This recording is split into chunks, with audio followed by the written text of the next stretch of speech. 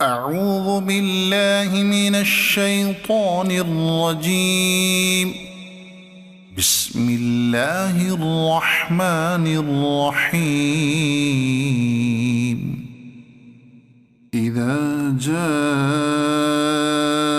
نصر الله والفتح ورأيت الناس يدخلون في دين الله أفواجا فسبح بحمد ربك واستغفره إنه